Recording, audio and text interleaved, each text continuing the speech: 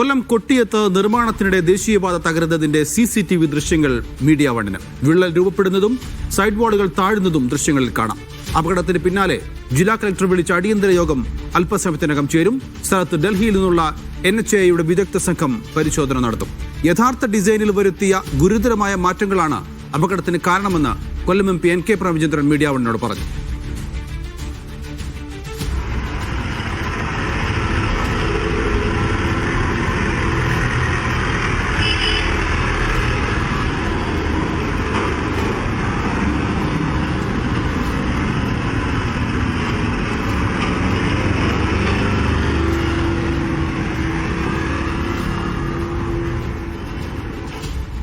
ഇതിന്റെ നിർമ്മാണത്തിന്റെ പൊതുസ്ഥിതി പരിശോധിച്ചാൽ മനസ്സിലാക്കാൻ കഴിയുന്നത് ഇതിന്റെ ഒറിജിനൽ ഡിസൈനിൽ ഗുരുതരമായിട്ടുള്ള അപജയങ്ങൾ ഉണ്ടായിട്ടുണ്ട് എന്നത് അനുഭവത്തിന്റെ അടിസ്ഥാനത്തിൽ ബോധ്യമുള്ളതാണ്. ഇപ്പൊ ചെയ്തു വന്നപ്പോൾ റോഡുകൾക്കൊന്നും സർവീസ് റോഡിന് 7 മീറ്റർ വീതിയുണ്ട് എന്നാണ് അവർ അവകാശപ്പെടുന്നത്. പക്ഷേ സകല സ്ഥലങ്ങളിലും പരിശോധിച്ചാൽ 7 മീറ്റർ വീതി അപൂർവം സ്ഥലങ്ങളിൽ മാത്രമാണുള്ളത്. ഇതിന്റെ ഒറിജിനൽ പദ്ധതി എൻവിസേജ് ചെയ്തപ്പോൾ ഉണ്ടായ വീഴ്ചയാണോ എന്നതാണ് പരിശോധിക്കേണ്ടത്.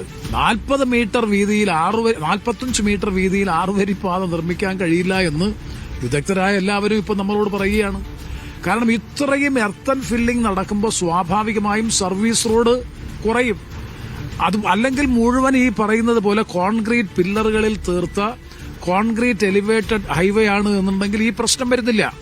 അല്ലാത്തടത്തോളം കാലം ഈ പറയുന്ന റിട്ടേണിംഗ് വാൾ വരുമ്പോൾ സ്വാഭാവികമായിട്ടും റോഡിന്റെ വീതി ഗണ്യമായ നിലയിൽ എടുക്കുമ്പോൾ 7 മീറ്റർ വീതിയിൽ സർവീസ് റോഡ് കൊടുക്കാൻ കഴിയാത്ത സാഹചര്യം വരും. ആ റിട്ടേണിംഗ് വാൾസ് റിട്ടേൺ ഇത്രയും ലോഡ് മണ്ണ് ഫില്ല് ചെയ്ത് എങ്ങനെയാണ് സുരക്ഷിതമായിട്ട് ഈ ഉയരപ്പാതയ്ക്ക് നിലനിൽക്കാൻ കഴിയുക? കൊല്ലത്ത് നിന്ന് ലിജോ റോളൻസ് ആണ് വിവരങ്ങൾ നൽകാനുള്ളത്. ലിജോ, ആ CCTV ദൃശ്യങ്ങൾ നമ്മൾ കണ്ടതാണ്. അതായത് വളരെ പെട്ടെന്ന് ഒരു വിള്ളൽ രൂപപ്പെടുകയും അങ്ങനെ ഈ ദേശീയപാത ഒന്നാകെ പെട്ടെന്ന് താഴേക്ക് വീഴുകയും ചെയ്യുന്നൊരു സാഹചര്യം ഉണ്ടായില്ല എന്നുള്ളതാണ് അപകടം അല്ലെങ്കിൽ ഒരു ദുരന്തത്തിലേക്ക് കാര്യങ്ങൾ നയിക്കാതിരുന്നത് എന്ന് തോന്നുന്നു ആ ദൃശ്യങ്ങൾ കണ്ടിട്ട്, അല്ലേ? തീർച്ചയായും നൌഫൽ, വളരെ പേടിപ്പെടുത്തുന്നതാണ് പുറത്തു വന്നിരിക്കുന്ന CCTV ദൃശ്യങ്ങൾ എന്ന് പറയുന്നത്. വൈകുന്നേരത്ത് 4 മണിയോടടുത്ത സമയത്ത് വലിയ തിരക്കുള്ള ഒരു സമയത്തായിരുന്നു. ആ ദൃശ്യങ്ങളിൽ തന്നെ കാണാൻ സാധിക്കുന്നു. അപകടത്തിന് തൊട്ടു മുൻപ് നിരവധി സ്കൂൾ വാഹനങ്ങളാണ് ചെറിയ ബ്ലോക്കൊക്കെ ഉണ്ടായി തുരുതുര കടന്നുപോയിരിക്കുന്നത്. അതിന് പിന്നാലെ വലിയ ബ്ലോക്കൊന്നും ഉണ്ടാകാതെ മാറി നിന്നതുകൊണ്ടാണ് വലിയൊരു അപകടത്തിൽ നിന്നും ഒഴിവായത് എന്നുള്ളത് തന്നെയാണ് ഏറ്റവും ആശ്വാസകരമായിരിക്കുന്ന ഒരു കാര്യമെന്ന് പറയുന്നത്.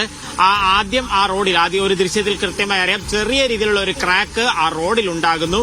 പതിയെ അത് വികസിച്ചാണ് തൊട്ടടുത്ത ഓടയോട് ചേർന്നിരിക്കുന്ന ഭാഗത്ത് നിന്നും ആ റോഡ് വിട്ടുമാറുന്നു. ആ സമയത്ത് കഴിഞ്ഞ ദിവസം ബസ് ഡ്രൈവർ പറഞ്ഞതുപോലെ തന്നെ ഒരു ശബ്ദം കേൾക്കുന്നത് കൊണ്ടാണ് പെട്ടെന്ന് ആ ബസ് നിർത്തുകയും കുട്ടികളെയൊക്കെ മാറ്റുകയും ചെയ്തത്. 4 വാഹനങ്ങൾ അകപ്പെട്ടു പോവുകയും ആ സമയത്ത് സാധാരണ മൈലക്കാട് ബസ് സ്റ്റോപ്പിൽ ബസ്സൊക്കെ നിർത്തിക്കഴിഞ്ഞാൽ അതിന്റെ ബ്ലോക്ക് വലിയ രീതിയിൽ നീണ്ടുപോകുന്നതാണ്. അത്തരത്തിൽ ഒരു സംഭവം ഉണ്ടാകാത്തത് കൊണ്ട് വലിയൊരു അപകടം ഒഴിവായി എന്നുള്ളതാണ് ആ CCTV ദൃശ്യങ്ങൾ സംബന്ധിച്ച് ഏറ്റവും ആശ്വാസകരമായിരിക്കുന്ന ഒരു കാര്യം. ലിജോ, ഇത് എങ്ങനെ സംഭവിച്ചു എന്നുള്ളതിനെ കുറിച്ചുള്ള ചർച്ചകൾ ഇപ്പോഴും നടക്കുകയാണ്. പരിശോധനകൾ ഒരു ഭാഗത്ത് പുരോഗമിക്കുകയും ചെയ്യുന്നുണ്ട്. NK പ്രേമചന്ദ്രൻ അടക്കമുള്ളവർ ആരോപണവുമായി രംഗത്ത് വരികയും ചെയ്തിട്ടുണ്ട്. ഡിസൈനിൽ ഗുരുതരമായ മാറ്റം വരുത്തിയെന്നുള്ള ആരോപണമൊക്കെയാണ് വരുന്നത്. ഈ ഡിസൈനിൽ മാറ്റം വരുത്തുക എന്നുള്ളത് കൊണ്ട് ഉദ്ദേശിക്കുന്നത് എന്താണ്? നൗഫൽ, സംസ്ഥാനത്തെ ദേശീയപാതയിൽ ആദ്യമായല്ല ഇത്തരത്തിൽ ഒരു അപകടം ഉണ്ടാകുന്നത്. കൂരിയാടിന് സമാനമായ ഒരു അപകടം തന്നെയാണ് ഈ കൊല്ലം കൊട്ടിയം മൈലക്കാടിന് സമീപത്ത് നടന്നിരിക്കുന്നത്. NK പ്രേമചന്ദ്രൻ MP പറഞ്ഞിരിക്കുന്ന ആരോപണം, അതായത് DPR ആദ്യം ഒരെണ്ണം തയ്യാറാക്കുന്നു, അതിന്റെ ഒരു എസ്റ്റിമേറ്റ് എല്ലാം തയ്യാറാക്കി അംഗീകാരം വാങ്ങുന്നു. പക്ഷേ പ്രാദേശികമായി വന്നു കഴിയുമ്പോൾ അവിടുത്തെ ഘടകങ്ങൾ, അവിടുത്തെ ഭൂമിയുടെ പരിശോധന, മണ്ണ് പരിശോധന കാര്യങ്ങളെല്ലാം കൂടെ നടത്തി അതിലാവശ്യമെങ്കിൽ ആ ഫ്യൂസിബിൾ ആയിട്ടുള്ള മാറ്റങ്ങളാണ് വരുത്തേണ്ടത്. പക്ഷേ ഇവിടെ ഉണ്ടാക്കിയിരിക്കുന്ന, അതായത് ഇവിടെ വരുത്തിയ ചില മാറ്റങ്ങൾ എന്ന് പറയുന്നത് അത് ഈ പ്രകൃതി അല്ലെങ്കിൽ ഇവിടവുമായി ചേർന്ന് പോകുന്നതല്ല എന്നുള്ള ഒരു ആരോപണമാണ് MPയുടെ ഭാഗത്തു നിന്നും ഉയർന്നിരിക്കുന്നത്. പക്ഷെ അതെങ്ങനെ വരുത്തി, അതിനെക്കുറിച്ചുള്ള കാര്യങ്ങളെല്ലാം ഇനി വിശദമായ പരിശോധന നടത്തേണ്ടിയിരിക്കുന്നുണ്ട്. പറയുന്ന ഒരു കാര്യം ഇത് തന്നെയാണ്, അത് സൂപ്പർവിഷനിൽ വന്ന വീഴ്ചയാണോ അതല്ല എന്നുണ്ടെങ്കിൽ ഇത് കൃത്യമായി നടത്തിക്കൊണ്ട് പോകുന്നതിൽ, അതായത് കരാർ കമ്പനി വരുത്തിയ വീഴ്ചയാണോ എന്താണെന്നുള്ളതെല്ലാം ഇനി പരിശോധിക്കേണ്ടിയിരിക്കുന്നുണ്ട്. അപകടം എങ്ങനെ ഉണ്ടായെന്ന് ചോദിച്ചാൽ കരാർ കമ്പനിയുടെ വിശദീകരണം ഇങ്ങനെ തവണയാണ് ജപ്പാൻ കുടിവെള്ള പദ്ധതിയുടെ പൈപ്പ് ലൈൻ പൊട്ടിയിട്ടുണ്ടായിരുന്നു. ആ പൈപ്പ് ലൈൻ പൊട്ടിയത് കാരണം വെള്ളം കെട്ടിനിന്ന് ആ ഭാഗത്തേക്ക് ഒരു കുഴിവുണ്ടായി താഴ്ന്നു പോയെന്ന് പറയുന്നു. എന്തായാലും അവർക്ക് നിർമ്മാണം തുടങ്ങുന്നതിന് മുൻപ് തന്നെ അറിയാവുന്ന കാര്യമായിരുന്നു ഇതിനടിയിൽ കൂടി പൈപ്പ് ലൈൻ പോകുന്നുണ്ട്. മാത്രമല്ല നേരത്തെ തന്നെ നിർമ്മിച്ചിരുന്ന ഒരു ഓടയല്ല, ഒരു ചെറിയൊരു അരുവി ഒഴുകുന്നുണ്ടായിരുന്നു, ചെറിയൊരു കൈത്തോടുണ്ടായിരുന്നു. ആ കൈത്തോടും റോഡ് മുറിച്ചാണ് കടന്നുപോയിക്കൊണ്ടിരുന്നത്. ഇതെല്ലാം നേരത്തെ തന്നെ കൃത്യമായി ഈ സ്ഥലം പരിശോധിച്ച് അവർക്കൊക്കെ അറിയാമായിരുന്നു. ദേശീയപാത അതോറിറ്റിക്കും നിർമ്മാണ കമ്പനിക്കും അറിയാമായിരുന്നു. അങ്ങനെയെങ്കിൽ അതിനെ ബാധിക്കാത്ത വിധത്തിൽ എന്തുകൊണ്ട് സുരക്ഷ ഒരുക്കിക്കൊണ്ട് ആ നിർമ്മാണം നടത്തിയില്ല? കാരണം 30 മീറ്ററോളം ഉയരത്തിലാണ് ഇപ്പോൾ ഈ കോൺക്രീറ്റ് പാളികളൊക്കെ ഈ ഭാഗത്ത് അടുക്കിയിരിക്കുന്നത്. അത്രയും ഉയരത്തിൽ അടുക്കുമ്പോൾ അതിന്റെ മണ്ണ് ബലപ്പെടുത്തുന്ന സമയത്ത് അതിന് പറ്റിയ മണ്ണ് തന്നെയാണ് ഇവിടെ ഉപയോഗിച്ചത്. മാത്രമല്ല ഈ ദൃശ്യങ്ങൾ കാണുമ്പോൾ മനസ്സിലാകുന്ന ഒരു കാര്യം, ഈ മണ്ണിനോടൊപ്പം തന്നെ മണൽ വലിയ രീതിയിൽ ഉപയോഗിച്ചിട്ടുണ്ട്. രണ്ട് വശങ്ങളിലും മണ്ണ് ഉപയോഗിക്കുകയും അതിനുശേഷം അതിന്റെ മധ്യഭാഗത്തായി കൂടുതൽ അഷ്ടമുടിക്കായലിൽ നിന്നും ഡ്രഡ്ജ് ചെയ്തെടുത്ത മണലും ഉപയോഗിച്ചിട്ടുണ്ട്. അതും ഈ അപകടത്തിന്റെ ഒരു ആഘാതം കൂട്ടിയോ എന്നുള്ള ഒരു കാര്യം വരുന്നുണ്ട്. ഇനിയിപ്പോൾ ഉള്ള ഒരു പോംവഴി, അതായത് ഏകദേശം 100 മീറ്ററോളം വരുന്ന ഭാഗം പൂർണ്ണമായും പൊളിച്ചു നീക്കി പുനർനിർമ്മിക്കുക എന്നുള്ള ഒരൊറ്റ പോംവഴിയാണുള്ളത്. അതിന്റെ പ്രവർത്തനങ്ങളാണ് കഴിഞ്ഞ രാത്രി മുതൽ തന്നെ കരാർ കമ്പനി ആരംഭിച്ചിരിക്കുന്നത്. അതിലും ആരോപണങ്ങൾ വരുന്നുണ്ട്. ദേശീയപാത അതോറിറ്റി ഉദ്യോഗസ്ഥർ ഇവിടെ എത്തി പരിശോധന നടത്തുമ്പോൾ കാര്യങ്ങളൊന്നും കാണാതിരിക്കുന്നതിന് വേണ്ടിയാണ് വളരെ തിടുക്കപ്പെട്ട് ഈ നിർമ്മാണങ്ങൾ നടത്തുന്നത് എന്നുള്ള ഒരു ആരോപണവും ഉയരുന്നുണ്ട്. നൗഫൽ. യെസ്, ലിജോ, നേരത്തെ കൂരിയാടുണ്ടായ അപകടത്തിൽ അന്ന് കണ്ടെത്തിയ പ്രധാനപ്പെട്ട ഒരു പ്രശ്നം, അതായത് അത് ഒരു പാടത്തുകൂടെ, ഒരു വയലിലൂടെ കടന്നു പോകുന്നതാണ്. അവിടെ വയലറ്റുകൾക്ക് പകരം വലിയ രീതിയിൽ മണ്ണ് നിക്ഷേപിച്ചുകൊണ്ട് വളരെ ഉയരത്തിൽ ഈ പാത ഉണ്ടാക്കുക എന്നുള്ളതാണ് കൂരിയാട് ചെയ്തിരുന്നത്. പക്ഷേ അവിടുത്തെ കണ്ടെത്തിയ പ്രധാനപ്പെട്ട പ്രശ്നം അവിടെ മണ്ണ് പരിശോധന കൃത്യമായി നടന്നിരുന്നില്ല എന്നുള്ളതാണ്. അതായത് ഇത്രയും മണ്ണിന് എങ്ങനെ ഈ താഴ്ഭാഗത്തിന് താങ്ങാൻ സാധിക്കും എന്നുള്ള കൃത്യമായ ഒരു കാൽക്കുലേഷൻ ഉണ്ടായില്ല എന്നുള്ളതാണ് അവിടുത്തെ അപകടത്തിന് കാരണമായി പറയുന്നത്. ഈ പ്രദേശവും ഒരു വയലിലൂടെ തന്നെയാണല്ലോ, ഈ പാതയും കടന്നു പോകുന്ന ഒരു വയലിലൂടെ തന്നെയാണല്ലോ. അത്തരത്തിലുള്ള അപാകത അവിടെ ചൂണ്ടിക്കാണിക്കപ്പെട്ടിട്ടുണ്ടോ?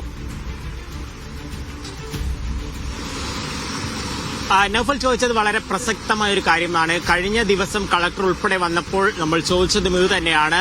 ഈ മണ്ണ് പരിശോധന അല്ലെങ്കിൽ ഇതിന്റെ ഒരു ആഘാതം പരിശോധന കൃത്യമായി നടത്തിയിട്ടുണ്ടോ എന്നുള്ളപ്പോൾ ഉണ്ട് എന്നാണ് അറിവുള്ളതെന്നാണ് ഉദ്യോഗസ്ഥർ വാക്കാൽ പറഞ്ഞിരിക്കുന്ന മറുപടി എന്ന് പറയുന്നത്. പക്ഷേ അക്കാര്യങ്ങളിലെല്ലാം ഒരു വിശദീകരണം ഇന്ന് കളക്ടറേറ്റിൽ നടക്കുന്ന യോഗത്തിൽ നൽകേണ്ടി വരും.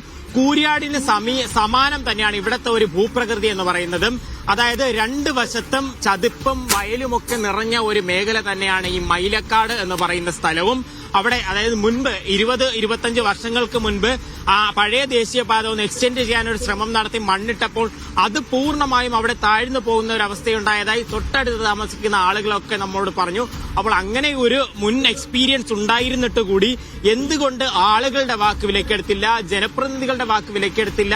ഈ ഭൂമിയിൽ അത്രത്തോളം ഒരു ആഘാതം, കാര്യം ഇവിടെ എത്രത്തോളം ലോഡ് മണ്ണാണ് നിറച്ചിരിക്കുന്നത് എന്നുള്ളത് കൃത്യമായ ഒരു കണക്ക് അറിയില്ലെങ്കിൽ പോലും കഴിഞ്ഞ രാത്രി തുടങ്ങി ഇവിടെ ഒഴിവാക്കാൻ തുടങ്ങിയിട്ട് പോലും ഇപ്പോഴും അതിന്റെ ഒരു 10% പോലും ഒഴിവായിട്ടില്ല. അപ്പോൾ അത്രത്തോളം മണ്ണ് കൊണ്ട് ഇവിടെ നിറച്ച സമയത്ത് സ്വാഭാവികമായിട്ടും ആ ഭൂമിക്ക് അതിന്റേതായിട്ടുള്ള ഒരു പ്രശ്നങ്ങളും കാര്യങ്ങളും ഒക്കെ ഒരുപക്ഷെ ഉണ്ടായിട്ടുണ്ടാകാം. അത് തന്നെയാണ് ഇത്തരത്തിലൊരു ആഘാതം ഉണ്ടാവുകയും ഈ പ്രശ്നങ്ങൾക്ക് കാരണമായെന്ന് പറയുന്നു. ഇനിയെങ്കിലും അത് കൃത്യമായി, കാരണം കളക്ടറുടെ നേതൃത്വത്തിൽ ചേരുന്ന യോഗം വളരെ പ്രധാനമാണ്. അവിടെയെങ്കിലും കൃത്യമായി അതായത് ഇക്കാര്യങ്ങളെല്ലാം അറിയിക്കണം. മാത്രമല്ല ജനപ്രതിനിധികൾ പറയുന്ന ഒരു പരാതി എന്ന് പറയുന്നത് അവരെ കാര്യങ്ങളൊന്നും അറിയിച്ചിട്ടുണ്ടായിരുന്നില്ല. ഈ ഭൂമിയിൽ അതായത് ഇവിടെ ഈ ഇത്തരത്തിൽ മണ്ണിട്ട് നിറച്ചുകൊണ്ടുള്ള ഒരു പാലമല്ല, ഒരു ദേശീയപാതയല്ല അതിന് കഴിയുന്നത്. പകരം കോൺക്രീറ്റിൽ നിർമ്മിച്ചിട്ടുള്ള കോൺക്രീറ്റ് എലിവേറ്റഡ് ഹൈവേ എന്നാണ് പറയുന്നത്. അപ്പോൾ അത്തരത്തിൽ ഒരു നിർമ്മാണം നടത്തണം, എന്നാൽ മാത്രമേ ഈ ഭൂമിക്ക് അത് താങ്ങാനായിട്ട് കഴിയുകയുള്ളൂ എന്നുള്ളൊരു കാര്യം തന്നെയാണ് ഇപ്പോഴും വ്യക്തമാക്കുന്നത്. എന്തായാലും ഇപ്പോൾ ഈ ഭാഗത്ത് അതായത് ഈ സ്ഥലത്തെല്ലാം ജില്ലാ പോലീസ് മേധാവിയായിട്ടുള്ള സിറ്റി പോലീസ് കമ്മീഷണർ ഉൾപ്പെടെയുള്ളവർ സന്ദർശനം നടത്തുകയും ചെയ്യുന്നുണ്ട്. മന്ത്രിമാർ ഉൾപ്പെടെയുള്ളവർ അധികം വൈകാതെ തന്നെ ഈ സ്ഥലത്തേക്ക് എത്തിച്ചേരുകയും ചെയ്യും. സമാന സമയത്ത് തന്നെ 10 കഴിയുമ്പോൾ കളക്ടറേറ്റിൽ ജനപ്രതിനിധികളുടെയും ദേശീയപാത അതോറിറ്റി ഉദ്യോഗസ്ഥരുമൊക്കെ ചേർന്നുകൊണ്ടുള്ള യോഗവും ചേരുന്നുണ്ട്. നൗഫൽ.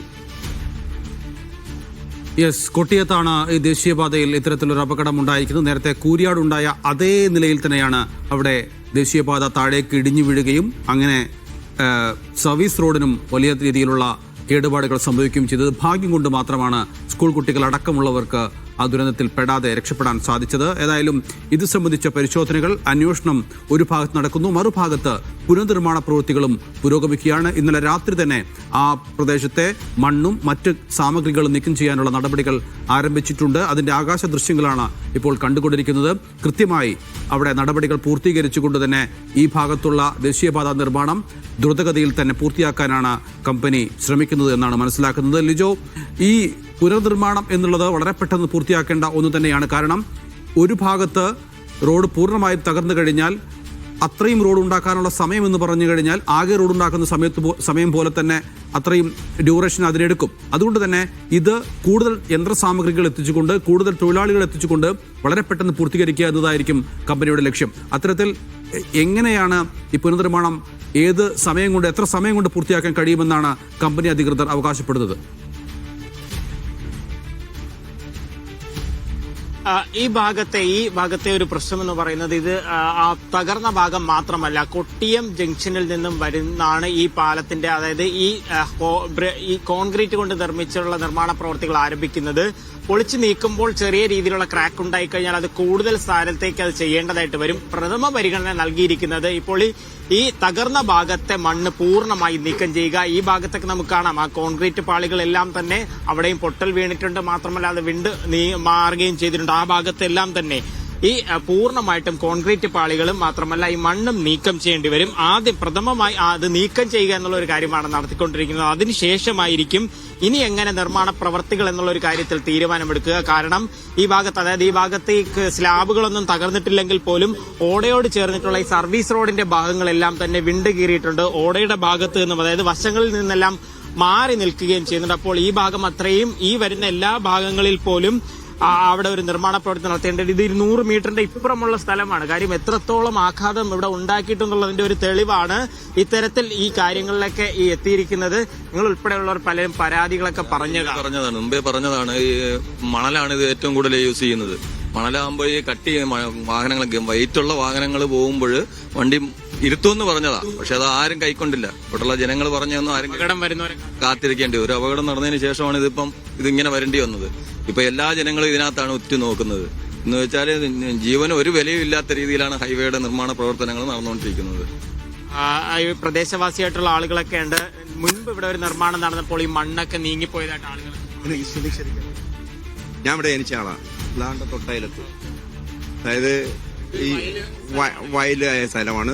ഇതിന്റെ ഇടയ്ക്ക് കൂടെ ഒരു തോട് പോകുന്നുണ്ട്. ആ തോടെന്ന് പറഞ്ഞാൽ പണ്ട്, അതായത് എനിക്ക് 53 വയസ്സുണ്ട്. അതിന് മുമ്പുള്ള കാലം എന്ന് പറഞ്ഞാൽ തേക്കും കഴ കത്ത് നിർത്തിയിരുന്ന, തേക്കും കഴയിലാണ് ആ കലങ്ങ് നിന്നത്. മനസ്സിലല്ലേ? ആ കലങ്ങ് തേക്കും കഴ നിർത്തിയിരുന്ന കലങ്ങ. ഇപ്പൊ അവര് ചെയ്തതെന്ന് പറഞ്ഞാൽ അത് തോണ്ടി ശകലം കോൺക്രീറ്റ് ചെയ്തു, പില്ലറടിച്ച് പുനർനിർമ്മിച്ചിട്ടേക്കുക. പക്ഷെ ബലമായിട്ടുള്ള നിർമ്മാണമല്ല ചെയ്തത് അവര്. അതിലാണ് ഇത് സംഭവിച്ചത്. ഇത്തരത്തിൽ മണ്ണിട്ട് നിറയ്ക്കുമ്പോൾ ഉണ്ടാകുന്ന ഒരു അതുകൊണ്ടാവും ഇതേ ഇവിടെ ഒരു കലങ്ങുണ്ടായിരുന്ന കാലത്ത് എന്ന് വെച്ചാല് ഏതാണ്ട് ഒരു 60 വർഷത്തിന് മുന്നേ ഇവിടെ ഒരു എഞ്ചിനീയർ ഉണ്ടായിരുന്നു, മൈലക്കാട്ടുള്ള കോടിയാടൻ എന്ന് പറയും, വലിയ കോടിയാടൻ എന്ന് പറയും. അയാളായിരുന്നു PWD എഞ്ചിനീയർ. അന്ന് ഈ പാലം, ചെറിയ പാലം പണിയാൻ വേണ്ടി ഇവിടെ നോക്കിയപ്പോൾ അടിയിൽ ഉറപ്പില്ല. അങ്ങനെ പറഞ്ഞു, അങ്ങനെ ചെറിയ ഒരു തോതിൽ മണ്ണിട്ട് നിറച്ചതല്ല. മണ്ണിട്ട് നിറച്ചതൊന്നുമല്ല, ഇതിന്റെ ഫൗണ്ടേഷൻ ശരിയല്ലാതെ മണ്ണിട്ട് നിറച്ചോണ്ട് എന്ത് കാര്യം? ഈ ആളുകൾ പറയുന്ന പല കാര്യങ്ങൾ അതൊക്കെ തന്നെയാണ് കാര്യം. കൃത്യമായിട്ട് ഈ ആദ്യമേ നിങ്ങളൊക്കെ പലരും പരാതിയൊക്കെ പറഞ്ഞിരുന്ന ആളുകളാണ്. ഈ നിർമ്മാണവുമായി ബന്ധപ്പെട്ടുകൊണ്ട് പലരും പരാതിയൊക്കെ പറഞ്ഞിരുന്നതാണ്, ഇത്തരത്തിൽ നിർമ്മാണം നടത്തരുത് എന്നുള്ളൊരു കാര്യം. പക്ഷേ അന്ന് പറഞ്ഞ കാര്യങ്ങൾ കൃത്യമായിട്ട് കേൾക്കാത്തത് ഈ ആളുകൾ, അതായത് ആളുകളുടെ ഒരു പരാതി കൃത്യമായി ചെവിവെക്കാത്തത് കൊണ്ടാണ് ഈ അപകടം ഉണ്ടായെന്നുള്ളതാണ് ഈ പറയുന്നത്. ഇതുവഴിയൊക്കെ ഓട്ടോ ഓടിച്ച് സ്ഥിരം പോകുന്ന ആളാണ് അല്ല. അപ്പോ ആളുകൾ പലരും അതാണ്, ചിലർ പ്രതികരിക്കുന്നില്ല. ഈ തൊട്ടടുത്തുള്ള ആളുകൾ പലരുമൊക്കെ പ്രതികരിക്കുന്നില്ലെങ്കിൽ പോലും പ്രധാന ഒരു പരാതി എന്ന് പറയുന്നത് ഇത് തന്നെയാണ്. അതായത് നേരത്തെ തന്നെ പറഞ്ഞിട്ടുണ്ടായിരുന്നു, ഇത് ചതുപ്പ് നിറഞ്ഞ ഒരു സ്ഥലമാണ്. അവിടെ ഈ നിർമ്മാണ പ്രവൃത്തികൾ നടത്തുമ്പോൾ ചില ബുദ്ധിമുട്ടുകളൊക്കെ ഉണ്ടാകും. അത് വകവയ്ക്കാതെ നടത്തിയ നിർമ്മാണങ്ങൾ അപകടത്തിലേക്ക് വഴിവെച്ചു എന്നുള്ളത് തന്നെയാണ് പറയുന്നത്.